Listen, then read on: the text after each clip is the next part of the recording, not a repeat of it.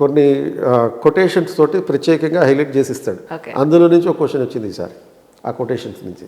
కాబట్టి end to end ఈ Indian constitution at work అనేది చదివితే రాజ్యాంగం మీద సంపూర్ణమైనటువంటి అవగాహన మనకి సబ్జెక్ట్ ఓరియంటెడ్గా, ఎగ్జామ్ ఓరియంటెడ్గా వస్తుంది. మనం లక్ష్మీకాంత్ ఇంకా వేరే పుస్తకాలు, పెద్ద పెద్ద పుస్తకాలు, Indian constitution, introduction to Indian constitution, DD bus, ఇలాంటి పెద్ద పెద్ద పుస్తకాలు చదివేసి జ్ఞానాన్ని సంపాదించుకుంటాం. కానీ మనకు సంపాదించాల్సింది ఐఏఎస్ లేకపోతే ఐపీ. సో జ్ఞానం అక్కర్లేదు.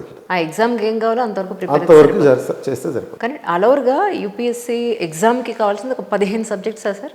ఈ 15 సబ్జెక్ట్స్ పాయింట్ ఆఫ్ వ్యూలో అసలు ఎలా ప్రిపేర్ అవ్వాలి అని అంటే ఏం చెప్తారు? సో ఈ 15 సబ్జెక్ట్స్ని మనం ప్రధానంగా core subjects, non core subjects కింద డివైడ్ చేస్తాం.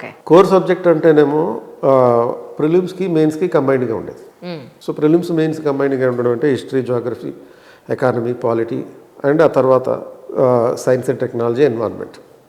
ఇవి 6 prelims and mains core subjects.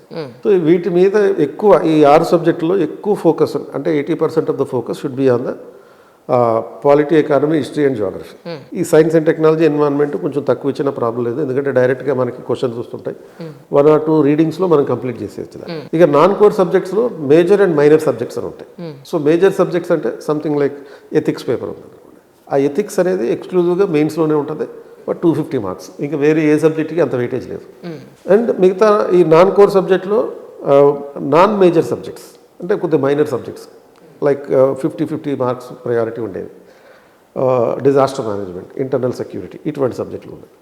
So ఏదైనా సరే మనం reverse engineering, PYQ reverse engineering ద్వారా మనం ఈ ప్రిపరేషన్ అనేది పెట్టుకోవాలన్నమాట. అది నువ్వు మేజర్ సబ్జెక్ట్స్ చదువుతున్నావా, కోర్ సబ్జెక్ట్స్ చదువుతున్నావా, నాన్ కోర్ సబ్జెక్ట్స్ చదువుతున్నా, ప్రీవియస్ ఇయర్లో దానికి ఇచ్చిన క్వశ్చన్స్ ఏంటి, ఆ క్వశ్చన్స్ ఆధారంగా చేసుకుని మనం ఎలా ప్రిపేర్ అవ్వాలి. ఇప్పుడు 2023 మెయిన్స్లో నో మనీ ఫర్ టెర్రర్ అనే అంశం మీద ఒక క్వశ్చన్ వచ్చింది. ఎందుకు వచ్చింది? 2022 డిసెంబర్లో నో మనీ ఫర్ టెర్రర్ అనే ఒక ఇంటర్నేషనల్, అంటే యునైటెడ్ నేషన్కి సంబంధించిన ఒక సమావేశం ఇండియాలో, ఢిల్లీలో జరిగింది. ఆ నేపథ్యంలో వాళ్ళ తీర్మానం ఏంటి అంటే టెర్రరిస్టులకి నిధులు అందకుండా చూడాలి అనేది తీర్మానం. సో ఎందుకంటే అసలు టెర్రరిజం ఉండేదే నిధుల మీద ఆధారపడి. సో ఆ నిధులు కట్ చేస్తే కనుక టెర్రరిజం ఎలిమినేట్ చేయొచ్చు. సో ఈ అంశం మీద ఇన్సిస్ట్ చేస్తూ హోమ్ మినిస్ట్రీ ఈ సమావేశం పెట్టారు. దాని మీద క్వశ్చన్ అడిగారు. కాబట్టి మనం ఆ ప్రీవియస్ ఇయర్ క్వశ్చన్ చదివినప్పుడు ఈ సిలబస్లో దానికి సంబంధించింది ఏముంది, టెర్రరిజంకి సంబంధించినటువంటి ఒక టాపిక్ ఉంటుంది. కాబట్టి మనం టెర్రరిజంకి సంబంధించినటువంటి అంశాలన్నిటి మీద ఒక నోట్స్ తయారు చేసుకోవాలి.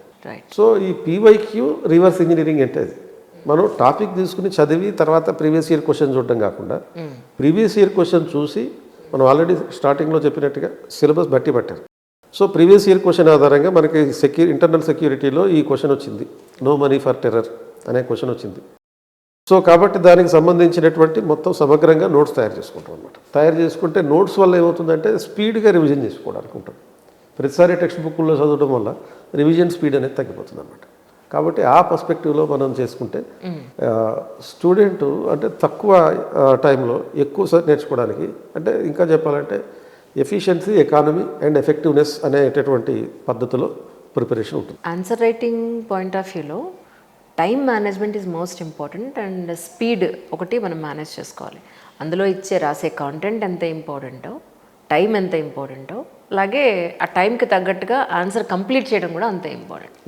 దీన్ని ఎలా మీరు ఇప్పుడు మెయిన్స్ని దృష్టిలో పెట్టుకుని ఆస్పిరెంట్స్ ఎవరైతే ప్రిలిమ్స్ క్వాలిఫై అవుతారో, మెయిన్స్ ప్రిపేర్ అవుతున్నారో వాళ్ళకి ఏం చెప్తారు సార్? కొన్ని ఇంపార్టెంట్ పాయింట్స్ అంటే ఏం చెప్తారు? అండ్ మోరోవర్ ఇందులోనే ఇంకొక ప్రశ్న కూడా ఉంది, యూనిక్నెస్ కూడా వీళ్ళు చూపించాల్సి ఉంటుంది, దానికి ఏం చెప్తారు? ఇప్పుడు ఆన్సర్ రైటింగ్ మనం ఇందాక అనుకున్నట్టుగా చాలామంది ముందు ప్రిపేర్ అయిన తర్వాత చేద్దాం అనుకుంటాం. కానీ ఈ రోజు నుంచి మీరు ఆన్సర్ రైటింగ్ చేయాలి. మీరు ఈరోజు పాలిటీలో కనుక ప్రియాంబుల్ చదువుతుంటే ఆ ప్రియాంబుల్ మీద వచ్చిన ప్రీవియస్ ఇయర్ క్వశ్చన్స్ ఏంటి, ఆ క్వశ్చన్స్కి మనం ఆన్సర్ రాయాలి. చదివిన తర్వాత వెంటనే ఆన్సర్ రాయాలి. అలా ఒక నిబద్ధతను పెట్టుకోవాలి. అలా పెట్టుకున్నప్పుడే మనకి ఈ టైం మేనేజ్మెంట్ ఇవన్నీ వస్తాయి. సో మన స్టూడెంట్స్ చేసే పని ముందు నేను సబ్జెక్ట్ అంతా చదివేస్తాను, ఆ తర్వాత ఆన్సర్ రాస్తాను అనేది తప్పు. రెండోది ఎక్కడి నుంచి రాయాలని చాలామంది డౌట్. ఎక్కడి నుంచో కాదు, మీకు యూపీఎస్సీ వెబ్సైట్లోనే ఈ ప్రీవియస్ ఇయర్ క్వశ్చన్స్ అందుబాటులో ఉంటాయి. ఆ క్వశ్చన్స్ని డౌన్లోడ్ చేసుకోవచ్చు, ఫ్రీగా డౌన్లోడ్ చేసుకోవచ్చు, స్టోర్ చేసుకోండి, సేవ్ చేసుకుని అవసరమైన బట్టి ఆ పేపర్లను చూడండి. చూసిన తర్వాత సబ్జెక్ట్ వైజ్గా, టాపిక్ వైజ్గా వాటిని క్లాసిఫై చేసుకుని నోట్ చేసుకోండి. అండ్ నోట్ చేసుకున్న తర్వాత దాని ఆధారంగా ఆన్సర్లు రాయడం మొదలుపెట్టండి. ఇక రెండో పాయింట్ ఏంటంటే మనకి 3 అవర్స్లో 20 క్వశ్చన్స్కి ఆన్సర్ రాయాలి. కాబట్టి మనం టైం కన్నా వేగంగా పరిగెత్తాలి. ఈ మన చెయ్యి అనేది టైం కన్నా వేగంగా పరిగెత్తాలి. అంటే ఈ 20 క్వశ్చన్లో 10 క్వశ్చన్స్ ఏమో 150 వర్డ్స్లో 10 మార్క్స్ కోసం ఉన్నాయి. ఇంకొక 10 క్వశ్చన్స్ ఏమో 250 వర్డ్స్లో 15 మార్క్స్ కోసం ఉన్నాయి. మరి ఈ రెండింటికి వేరియేషన్ ఎలాగా? ఇప్పుడు మన 3 అవర్స్ అంటే 180 మినిట్స్. 180 మినిట్స్ అంటే ఈ 180 నిమిషాల్లో మనం క్వశ్చన్ పేపర్స్ మొత్తం చదవడానికి 20 క్వశ్చన్లు ఉన్నాయి కాబట్టి కనీసం 30 మినిట్స్ పడుతుంది. 20 క్వశ్చన్లు చదవాలంటే కనీసం అరగంట పడుతుంది కదా. ఒక హాఫ్ మినిట్ చదివినా, ఒక హాఫ్ మినిట్ మెంటల్గా అసలు దీంట్లో ఏముంది అని అర్థం చేసుకున్నా, ఇంకో హాఫ్ మినిట్ అసలు ఏం రాయాలి అని అనుకోవాలి. సో అట్లా ఒక ప్రశ్నకి 1.5 మినిట్ పట్టింది అంటే టోటల్గా 20 ప్రశ్నలకి ఒక 30 మినిట్స్ పోతుంది. ఆ మిగతా 150 నిమిషాల్లో మనం ఎఫెక్టివ్గా ఆన్సర్ని రాయగలం. మరి రాసేటప్పుడు చెయ్యి విపరీతంగా నొప్పి పెడుతుంది. అది కూడా పరిగణలోకి తీసుకోవాలి. సో ఈ 3 గంటల టైంలో మీరు 150 నిమిషాలు ఆన్సర్ కంటిన్యూస్గా ఆపకుండా రాయడం అంటే చిన్న విషయం కాదు.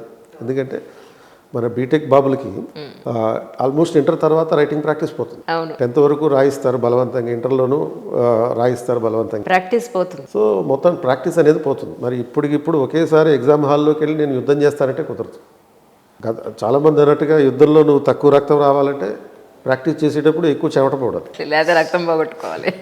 సో ఈ రాసేటప్పుడు ఎంత ప్రెషర్ పడుతుంది, మెంటల్ ప్రెషర్ ఉంటుంది, ఫిజికల్ ప్రెషర్ ఉంటుంది. కాబట్టి దాన్ని ఓవర్కమ్ చేయాలంటే నువ్వు ముందు నుంచి మొదటి రోజు నుంచి నీ ప్రిపరేషన్లో భాగంగా ఇది పార్ట్ చేసుకోవాలి. అండ్ ఒక 10 మార్కర్ క్వశ్చన్ని 7 నిమిషాల్లో రాయాలి. ఒక 15 మార్కర్ క్వశ్చన్ని 9 నిమిషాల నుంచి 10 నిమిషాల్లో రాయాలి. అంటే అది 90 మినిట్స్, ఇదేమో 70 మినిట్స్. ఎంత అయింది? ఒక 130 మినిట్స్ అయింది. ఇంకో 20 నిమిషాలు ఉంది మనకి. ఆ 20 నిమిషాలు ఎక్కడైనా ఒక క్వశ్చన్ 2-3 క్వశ్చన్లకి ఒక 1 or 2 మినిట్స్ ఎక్స్ట్రా అయినా అక్కడ సర్దుబాటు కావచ్చు. ఆరు మధ్యలో మనం లేచి ఎక్స్ట్రా పేపర్ ఒక నీళ్లు తాగడానికి వెళ్ళడం, లేకపోతే టాయిలెట్ వెళ్ళాము, అక్కడ 5-10 నిమిషాలు పోయవచ్చు. టైం ఉంటుందా సార్? అది కొంతమంది దానికి కూడా ఎమర్జెన్సీలో కొన్ని సందర్భాల్లో అవసరం అవ్వచ్చు. అది సపోజ్ ఎవరన్నా ఒక అమ్మాయి మెన్స్ట్రువల్ సైకిల్లో ఉందనుకోండి, గమ్ముకున్న వాష్రూమ్కి వెళ్ళాల్సిన అవసరం రావచ్చు. We cannot deny that. కాబట్టి ఒక 5 నిమిషాలు బయటకు వెళ్ళి వచ్చేవంటే అది పోతుంది. సో కనుక వీటన్నిటిని అంటే ఎన్ని external factors, invisible factors and has to be considered. ప్రతి అంశాన్ని మనం పరిగణలో తీసుకోవాలి. చేతికి వాచ్ పెట్టుకోవాలి. మనం ఆన్సర్ 7 నిమిషాల్లో రాస్తున్నావా లేదా ఎప్పటికప్పుడు గమనించుకుంటూ ఉండాలి. అది అనలాగ్ వాచ్ పెట్టుకోవాలి, డిజిటల్ వాచ్ కాదు. సో ఆ టైం మేనేజ్మెంట్ 7 నిమిషాల్లో మనం ఆన్సర్ రాయడం అనేది మొదటి రోజు నుంచి మనం 2 సంవత్సరాలు చేసే ప్రాక్టీస్ నుంచి మొదలు పెట్టాలన్న. ఇక ఇందులో చాలా మంది ఏమనుకుంటారంటే క్వాలిటీ ఎక్కువ ఇంపార్టెంట్ అనుకుంటాం. But UPSC is not looking at the quality, UPSC is looking at the quantity. Sir ఏమంటున్నారు? రివర్స్ చెప్తున్నారు సార్ మీరు. ఇది ఒప్పుకోరు చాలా మంది. ఇప్పుడు బేసిక్ ఈ ఎగ్జామ్ ఏంటి? Journalist exam, not specialist exam. మీరు చాలా డిఫరెంట్ ఉంది. అది రియాలిటీ యాక్చువల్లీ. ఇది రియాలిటీ. ఇప్పుడు ఒక మీ క్వాలిటీ ఆన్సర్ క్వాలిటీ రావాలంటే మీరు ఆన్సర్ డెప్త్ ఉండాలా, బ్రాడ్ ఉండాలా? డెప్త్ ఉండాలి. అంటే ఒక విషయాన్ని ఎంత లోతుగా పరిశీలిస్తున్నాం అనే దాన్ని బట్టి ఉంటుంది మీ quality. But UPSC is not expecting you to be a professional or specialist in an answer. It is expecting you to be a journalist with a broader approach. ఒక విశాల దృక్పథం కలిగి ఉండాలి, అనేక రకాల అంశాలని టచ్ చేయాలి.